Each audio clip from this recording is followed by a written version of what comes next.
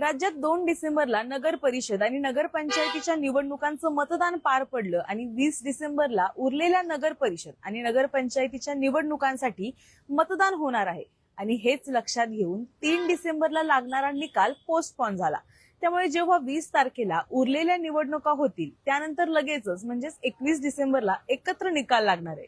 आता एवढे दिवस निकालासाठी वाट बघावी लागणार हे पहिल्यांदा घडतंय. त्यामुळे या निकालाकडे संपूर्ण राज्याचं लक्ष लागलंय. पण असं असताना आता राज्यातल्या जिल्हा परिषद निवडणुका सुद्धा 2 टप्प्यात होणार असल्याचं बोललं जातंय. ते का, जाणून घेऊया. नमस्कार, मी सारिका. तर राज्य निवडणूक आयोगानं आता काही निवडणुका पार पडल्यानंतर दुसऱ्या टप्प्यात राज्यातल्या महानगरपालिका निवडणुका घेण्यासाठी हालचाली सुरू केल्याची माहिती समोर येते. त्यामुळे 15 ते 20 डिसेंबर मध्ये राज्य निवडणूक आयोगाकडून 29 महानगरपालिकांच्या निवडणुकीचा कार्यक्रम जाहीर होण्याची शक्यता आहे. आता दुसरीकडे बघायला गेलं तर राज्यातल्या 20 जिल्हा परिषदांमध्ये आरक्षणाची 50% मर्यादा ही ओलांडली गेली आहे. पण दुसरीकडे राज्यातल्या 29 महापालिकांचा आढावा जर आपण घेतला तर फक्त चंद्रपूर आणि नागपूर महानगरपालिकेतच आरक्षण मर्यादेचं उल्लंघन झालंय. त्यामुळे जिल्हा परिषदांमध्ये 50% आरक्षणाचा घोळ हा जास्त आहे.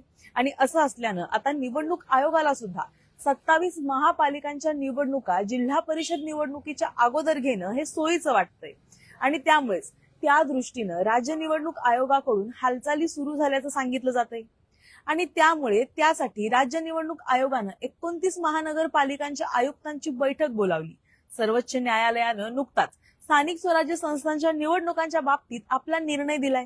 आणि यावेळी कोर्टानं या पुढच्या कोणत्याही निवडणुकीत 50% मर्यादा ओलांडू नका असं जाहीर केलंय.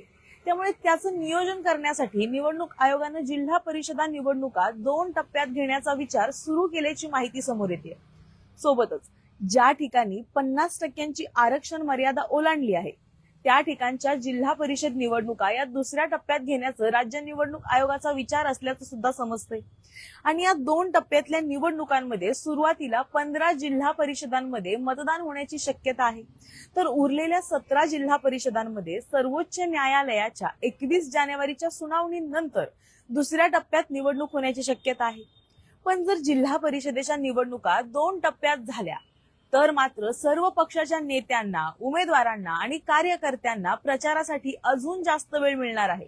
आणि असं जर झालं तर यंदाच्या जिल्हा परिषदेच्या निवडणुका या त्यामुळे जास्त चुरशीच्या होणार एवढं नक्की.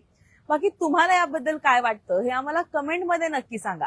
आणि अशाच ताज्या बातम्यांचे अपडेट जाणून घेण्यासाठी पॉलिटिकल महाराष्ट्राच्या फेसबुक, इंस्टाग्राम आणि युट्यूब चॅनलला फॉलो करायला विसरू नका. धन्यवाद.